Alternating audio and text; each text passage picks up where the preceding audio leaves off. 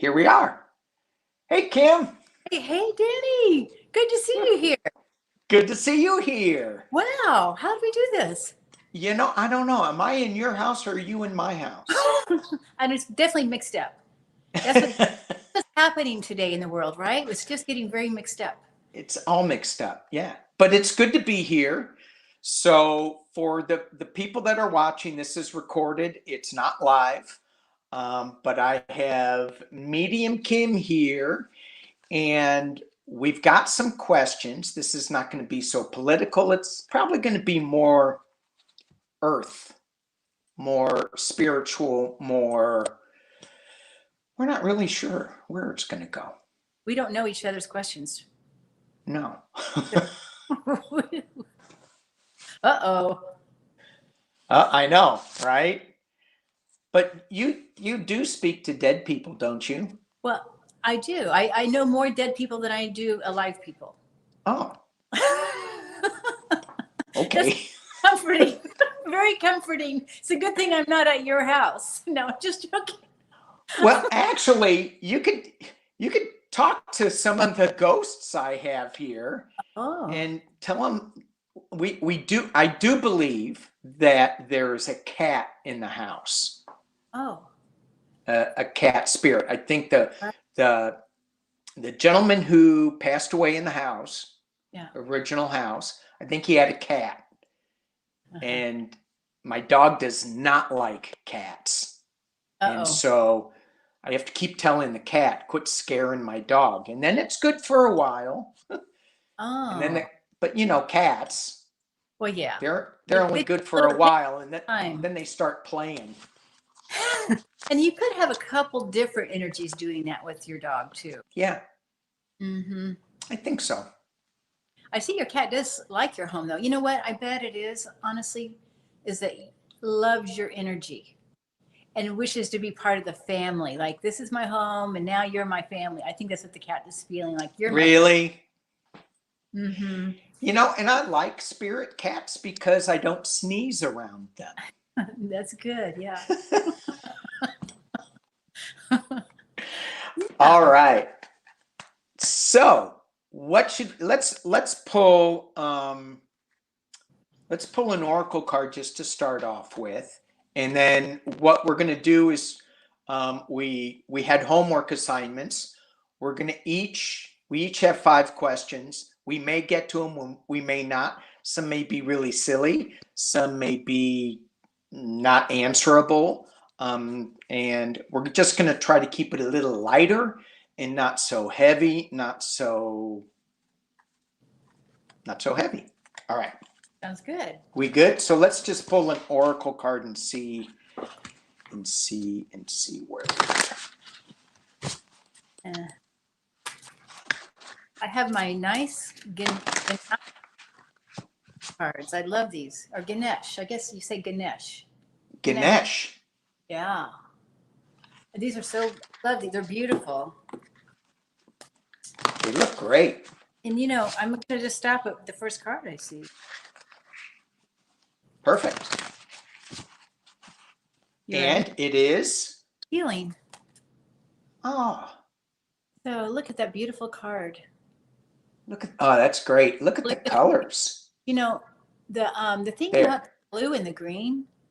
So blue in your auric field is healing, but it's also intuition. It's also about caregiving. It's also about devotion. Think of Mary's robe, the color of devotion, right? Right. But the green in here tells me that there's a balance. So I think what we're going to do today is about healing and balance. And we're balancing out a lot of things today. We're going to work it out.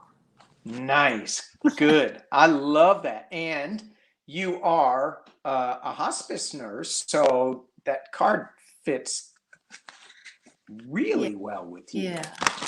All right. So I am using my shamanic dream oracle card. And I just thought, maybe what's the dream? What's the dream what's the dream? Just leave it at that. What is the dream?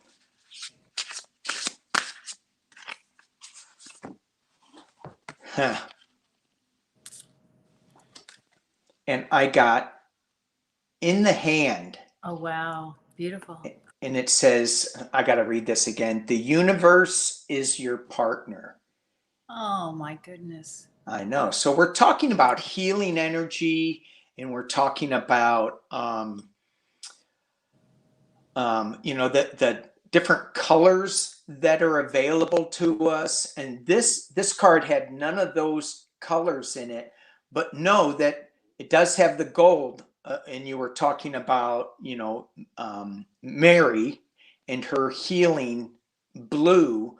Well, this is the gold of her coming down and just saying, we've got this.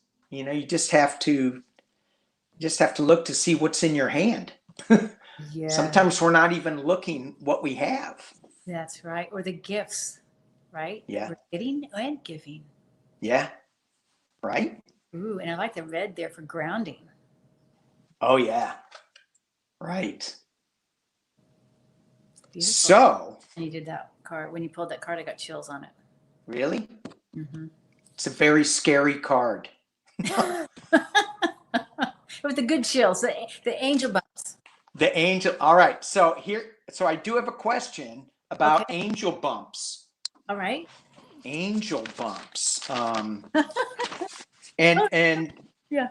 So when we look at, did I just put this card away? I think I just buried the card. I did. So when we look at what gifts we are receiving, and is it, sometimes we think that we have this energy coming from above and dropping us down into our seventh chakra. We have the pillar of light coming down in on us, and it's beautiful. I mean, we get all these messages up here. So the angel bumps that we get from above and where I'm going with this is, what's more important, that energy or our grounding energy into Mother Earth? When we ground ourselves into Mother Earth, we have, that connection. But if we don't ground ourselves to the earth, how well do we receive those messages from above? That's a great question, Danny. I love that question because it's so important for everybody and every day. And I'm just basing the answer. Well, if I'm going to go in, I can do it what I already know as an energy medicine practitioner, but also I'm going to feel inspired about what I'm going to say as well. Okay. Although I think of grounding as a red energy, I'm getting the blue right now, and I feel like the blue is up above. So to receive the blue fully, the blue above us, the sky, it's really important to be grounded, to have the red energy as well, to have that Mother Earth love, because we have to have a place to kind of jump off. To go to the heavens, we have to be able to land and push off like a ballet dancer. Off, right, to go up. So it has to be a combination, and I feel like I'm getting this idea that we're like a tube of light. I am a being of a tube of light. I'm a being of violet fire. I'm a being of red fire. I'm a being of orange fire, whatever color you want. But I am a being of fire, and imagine it like a tube, but it's open to the top and open to the bottom. And if we allow the grounding of our feet, our soles of the feet, to connect to the earth as deep or as light as we want, to whatever's comfortable for you as an individual, then you can fly. And also when you get that, when you receive that gift in your hand that we were just talking about, receiving the gift, you can hold it better if you're grounded. Whatever the gift is, whatever the gift from spirit is, when you take it in and you're grounded, you're going to keep it. You're going to keep your coat on. Right. Right. And the images that I was getting when you were talking was just somebody like floating in space, like these space guys. Right. And so that they're not really sure, that there's nothing to keep them, to keep that gift in their hand. It could just float away. Yeah, they can try to grasp it, but then as they try to get their balance, they're going to let go of their gift. And the other thing I thought of is our spiritual gifts that we get, our thoughts and grace, whatever we're receiving, is that only for the spiritual plane, or is that meant to be held on earth? Because we are earth beings. So I think it's meant for us on earth, and that's why I think grounding is super, super important. Yes. And actually, I was just thinking almost the same thing. Because if you're up in space and you've got the gifts, right, then how are you going to share it with anybody? Right. And if one of the purposes of us being on earth is to share love and compassion with others, one of the highest goals that we could have for ourselves, how can you share it if you're up in space? Right. Right. And I thought about that. I go, well, maybe, well, we are spiritual beings in this physical body, but so we can share that while we're out there in part of our spiritual bodies, but mainly we're here on earth to share. So Yeah. that's where that grounding, and I've been thinking about this for the last couple of days. Because I've been bouncing off of space a little bit, and so it's my grounding has taken a priority in my work these days, and things change all the time, but it's for me, Yeah. grounding is this week's motto: be grounded. Ah, very good. So it was interesting that it went that way. Yes, it is. Great question. Important for everybody. I think, I'm just noticing, I'm looking out my backyard and I see a tree. It reminds me of trees. Just if we want to feel grounded, imagine either sitting next to a tree, being a tree with the roots. Just imagine right now, even because I knew you. Yeah. I'm actually I have a question for you. Can I do the next question? I'm thinking trees can help us ground. Yeah. Did you know that trees talk to each other? Yes. Yes. I understand there's some sort of fungi, something under the earth, and they kind of communicate that way. But I always wondered if it was how far apart the trees need to be, but I think it's vast. You know what I mean? Vast. But this is not exactly a silly question, but it's a question. When you when you cut a tree, do you need to tell the tree first, or what's going on? What's the best way if you need to trim a tree? What do you think about that? And I have been thinking about that because being California, being drought, they just passed a new law that is now mandating that you have a fire a protection around your home. And I haven't really looked into it, but we have coastal oaks in our backyard. That is one of the reasons why we moved into this house, because of the trees. And they're coming up over the roof a little bit. And we have a cement roof, so it's okay. I'm not worried about that. But, I know I need to trim them.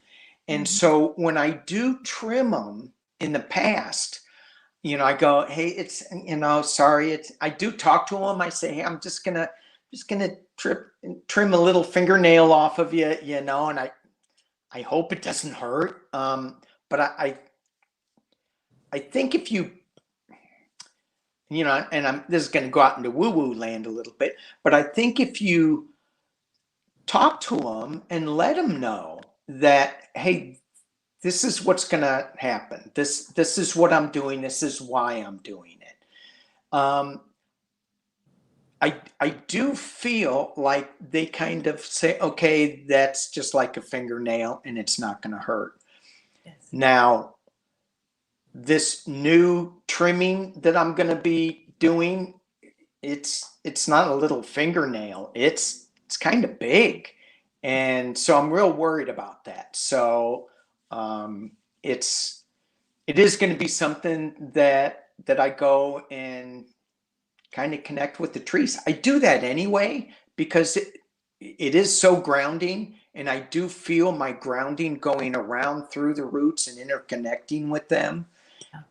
So, but I've been kind of putting that whole thing off of trying to cut the trees, the limbs. I don't know. Yeah. I have a little on that. Tell the trees a day or two ahead of time Mm-hmm. happen, and also maybe even mark the tree so that they know they can pull their energy back, so they won't feel it as much. They pull their energy back to where they know before it's going to be cut. Yeah. And so then it won't be as painful for them. And also with good heart. See, this is what I really love about you, Danny, is that you have the heart and soul of, just a compassionate person and really worried about the trees. I mean, wow, that you're a leader for all of us in this. So thank you for telling. Yeah, I don't know, it's just something that I feel, and thank you for that. But I truly feel, I mean, I've been so disconnected from all of this for a lot of my life and not really paying attention to it. And now I'm connecting more and more. And it's interesting when you said mark the tree. Just yesterday when I'm looking up at the trees and going, oh man, I don't want to do this, but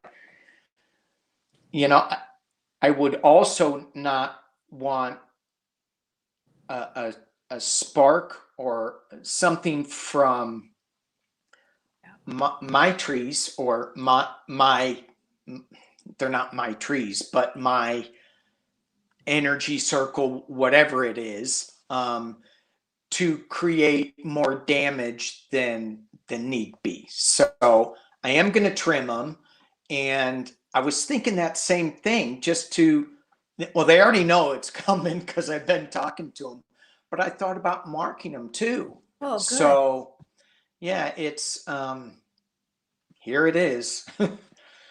I'm not looking forward to it. And they would feel also, I'm not sure how much I know they have emotions, but I think if they caused a fire, they would feel very guilty. So I think that it's important that you also tell them that too, that you're protecting them. Right. So they won't have that. Not that we have fires in our backyard. Some people do. They have these huge bonfires in their backyard. Mm-hmm. They put a little screen over it. So I go, no. Not good. No. Right. Not good. Day and time. Yeah. All right. My turn. Okay. All right. So, silly question or I don't know if let's see.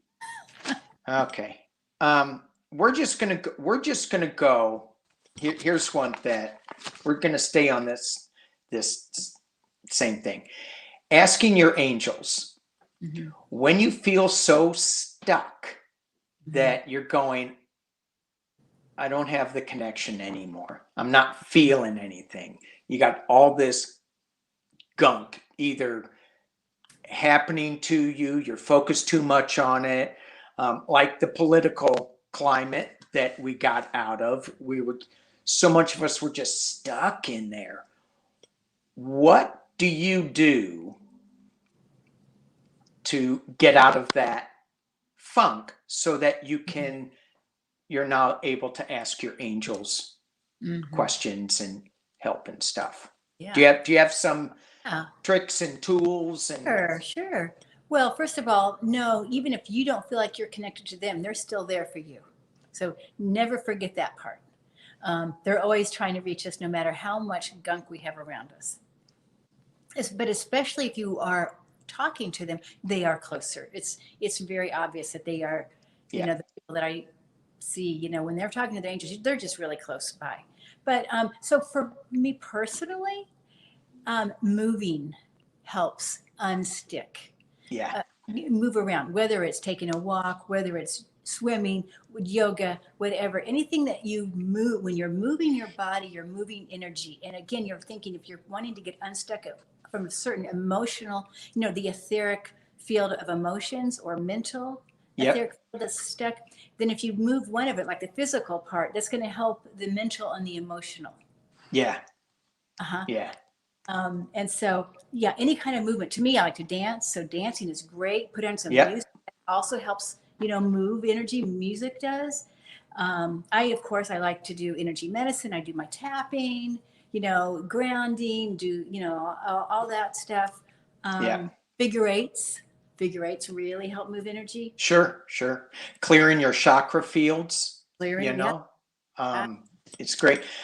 So, and singing, dancing, and so going back to the shamanic cultures, I mean, they dance, they have their rituals to connect to guides and into the upper worlds and talk to their helping spirits, and it all involves putting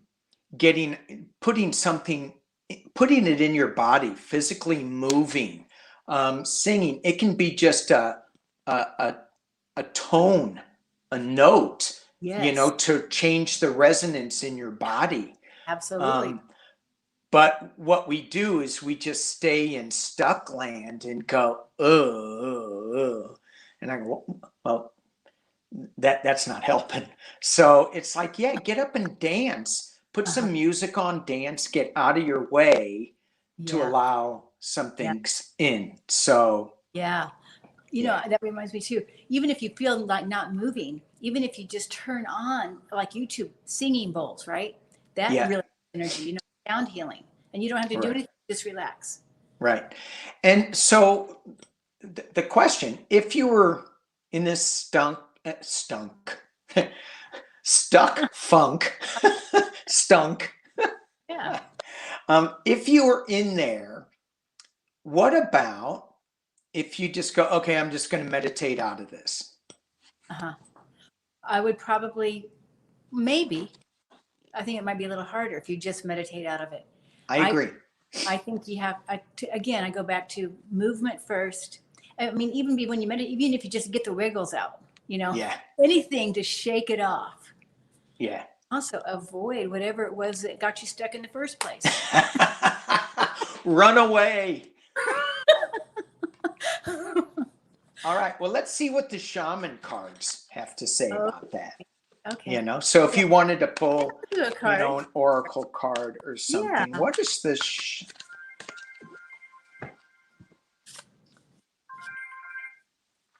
Okay. I'm going to go with my 7 energies oracle to see what the energy is when you're stuck and when you're in a funk. Let's see what they have to say about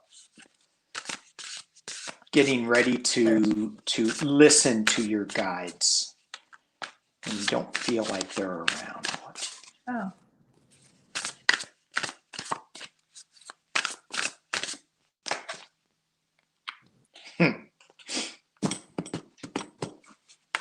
I got a card too. Go ahead. Okay, mine's called Untying the Knots. Oh. And when I'm looking at this, I think, well, all that energy that could be stuck together, right? You want to untie all those knots. Yeah. But the movement, right? You pull it apart. I don't know if that helps our question, but. Yeah, I think it does. Because if what I'm getting from that is if we're all stuck in our own thoughts that are not allowing us to access a higher vibrational plane, all those knots, all those things need to be opened up so that they're not clogging things up. They're not a knot anymore. just let them go. And now they're just a strand that you can deal with. Uh-huh. Maybe. Yeah. The one that I got is when you're stuck and you need to get out of the way. I got open to discovery. Oh, nice. Oh, wow. Yeah. So, it just goes along, it doesn't really tell us anything about how physically to get out, because I think we already answered that. But once you do that, you don't want to be in that stuck anymore. You've got to be open to what new things are going to come, and some may not be comfortable for you to hear, and some may be very comforting. Yeah. Just be open for that discovery. Mm-hmm. And where that goes. Yes. Okay. Are you ready for a question now? I am. Okay. Make it easy. I want an easy one. You want easy? Okay. Okay.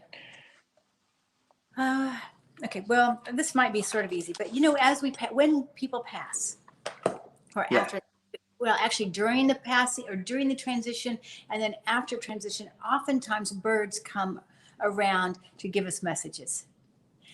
And it can be that you see, like maybe a crow will land as you're opening your car, and then it lands on your door that you're opening. Like, wow, that's interesting. Yeah. Right?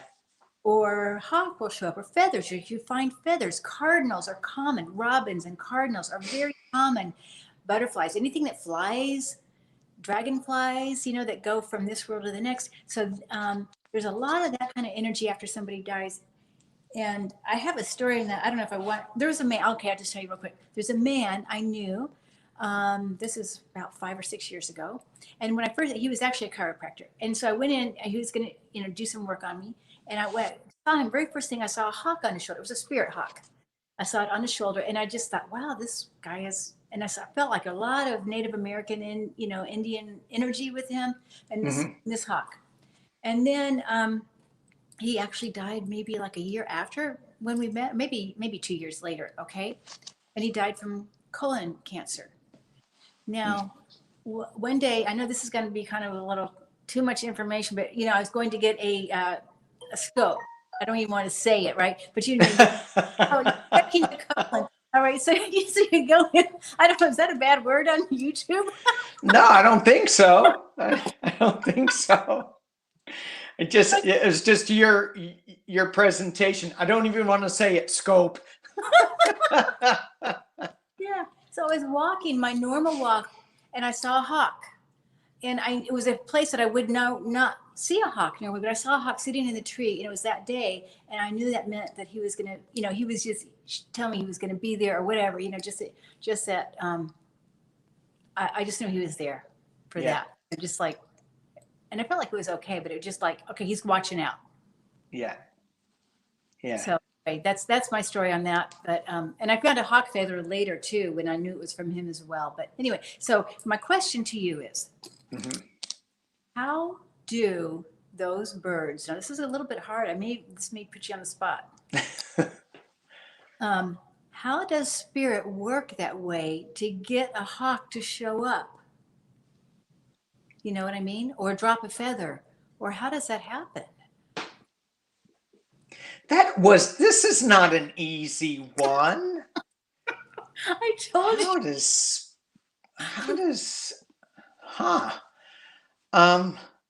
Well, let me go back and tell you, I got 2 feathers too. So maybe by the time I tell my 2 quick stories, we will have forgotten about this question and I won't have to answer it. Just this morning, I'm going outside. Every morning I go down into my garden, down where all the trees are, and I pray. I just thank Spirit for the sun rising up, and thank the directions. And I'm kind of in this weird space this morning, and as I walked out, I thought, oh my God, I didn't even, I'm just walking. I'm not thinking. I'm not I'm not present. I'm just going through the motions, which I do a lot, just go through the motions. And so I just stopped and I said, Spirit, is it okay if I, come come down into the garden and talk to you? And, I go, yeah, come on, hurry up. We got things to do. So they're saying, yeah, come on down. I walk down our little stairs and I look down and there's a little owl feather. Oh, wow. And I went, oh my gosh, look at that. And it was kind of beat up, that little owl feather. And I went, that kind of feels like me. Just, a little, not, I'm not beat up, but I'm just a little, mentally, well, never mind. We won't go there. The other story was when I got back from Oak Flats, and this is I did a trip to pray for that Oak Flats be saved. They're doing some mining in Oak Flats in Arizona, and so I got in my van and we went to Oak Flats to go camping. Very spiritual. It was very powerful. On my way back, when I get home, I'm still buzzing, and this is like 2 or 3 days later. I'm still buzzing from this trip, and we're walking around the neighborhood, and this owl. It's about 7 o'clock at night. This owl flies in front of us and lands on a light post. And so we go up to look at it. And I'm like, oh, that's so cool. It flies away. And as it flies away, an owl feather falls down. And the wind actually blows it to me. So there's a thing with wind and having your prayers answered, wind in your face, Spirit is saying something. You can call Spirit with the wind. So it was really, really awesome. Just so spiritually powerful for me. Yeah. And so those are my two stories, and I can't remember what the question was anymore. How does that work? Oh. But I kind of have a little bit of a thought on that. I didn't have it before. I don't have to use it. Oh my God, I hope I haven't lost it. Okay. Anything that flies goes from this world to the other world easily. Their intentions, they're, just like when the Native Americans pray with the eagle because they fly the highest to bring the prayers, right? So they go to be in between the worlds. So they're easily communicated with from the spirit world. That's why they show up. I don't know. I'm getting the angel bumps on that. That's why they can show up when they're directed by a power and spirit. Yeah. Cool. But how the feather drops, I don't know, at the right moment and lands right in front of you. That's a miracle, kind of. Kind of. Yeah. And for me, it feels like the miracles that we need to bring into our lives is our awareness of these miracles. Does that make sense? Because, so often I would just go, well, that's a coincidence. Well, it is. It is. Sure. Pay attention to it. Winky dink. Yeah. I was going to say that, and I thought it would be a little too silly for me to say coinky dink. Never too silly. You made me say that. I can't believe it. But so that's interesting that our flighted friends go in between this middle world and the upper world so easily. Yeah. And they come back and forth. Yeah. I never even put that together before. Yeah. I mean, I kind of, I'm always amazed at birds, but I think that's it. That might be, yeah.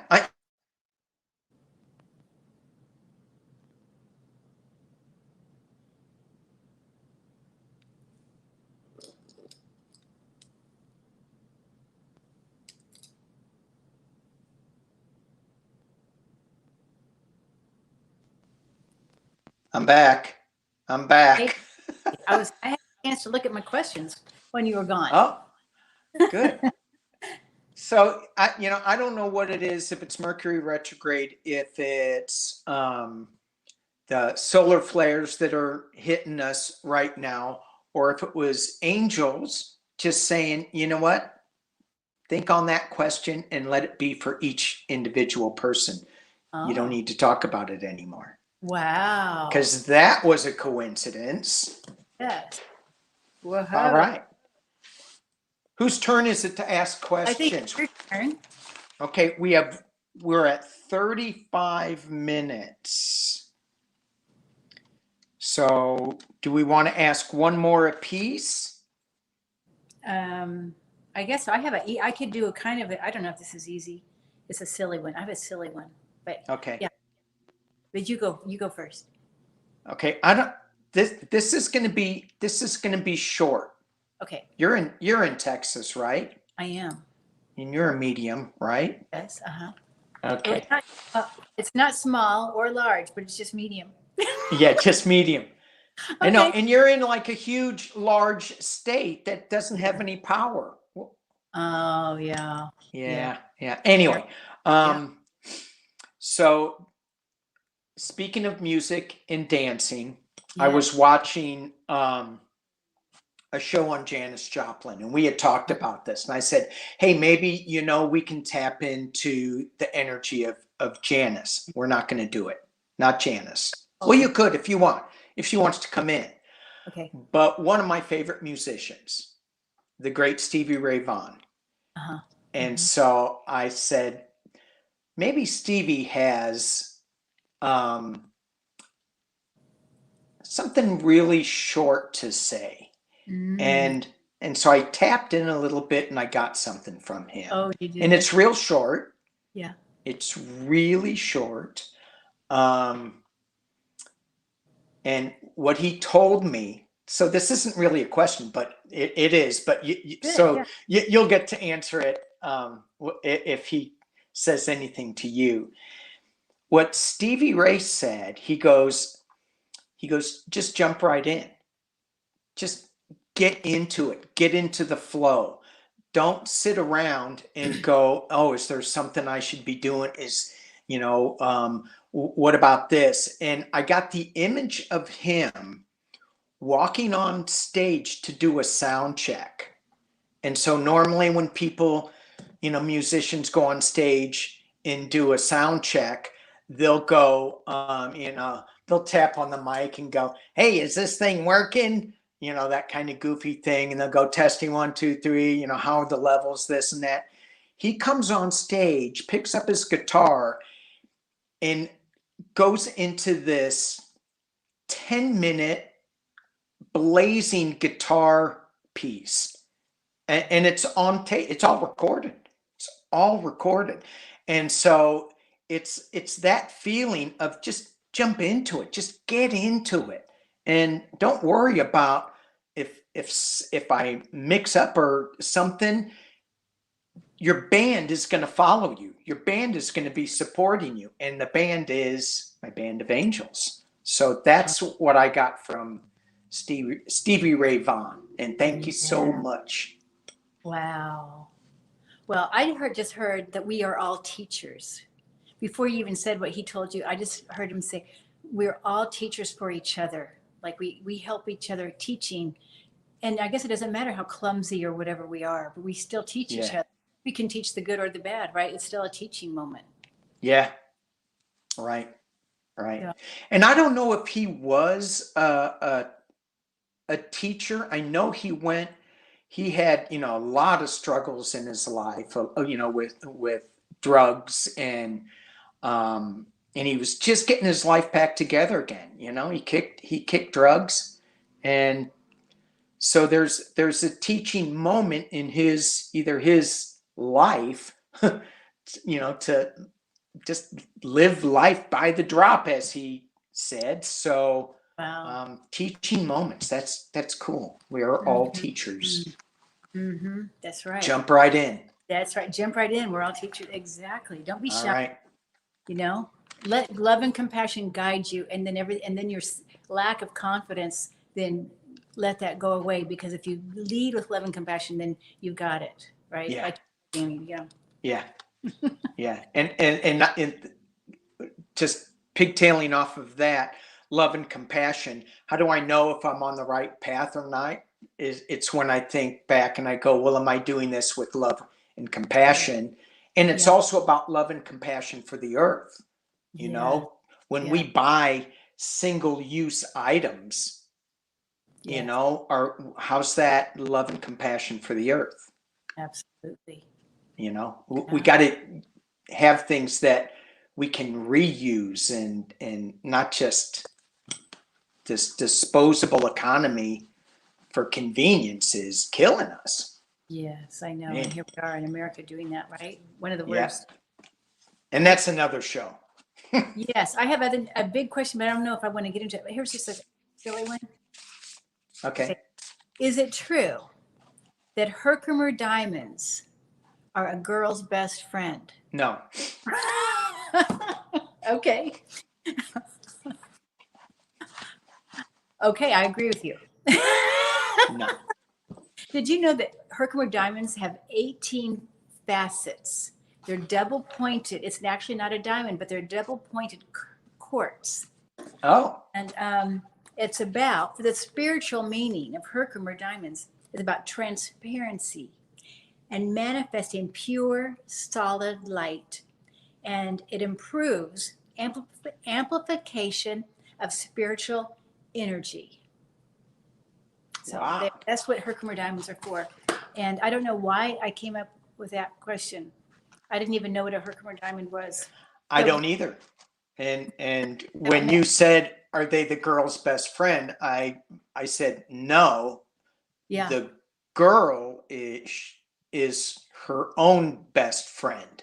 Oh wow. That's what I thought, you know. And Yeah. I don't mean to say, you know, girl as in, you know, but we need to be our own best friends. Yeah. Right. So that was a good one to end on. We were supposed to be 30 minutes and we're now at 43 Oh, okay. Okay. with a little mini blackout. Unless you have something else you want to No. read on. No. Great. Thank Because you. I More, love lots more questions, but maybe another time we'll have to do that. yeah, I love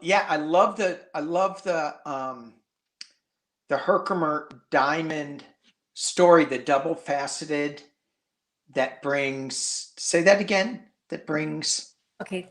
Spiritual amplification. So it's pure, solid light to improve amplification of spiritual energy. And it also, that reminds me too, with the double points, as we started, remember we had the red and the gold, you know, that tube of light, that we are Yeah. of light with the heavens and the earth. Oh, I know. that's good. That's good. We're leaving it there. That's perfect. Thank you. All right, Kim, thank you so much. This is so fun. We're going to do this again. Okay, great. All right. All right. Bye-bye, everybody. Bye-bye.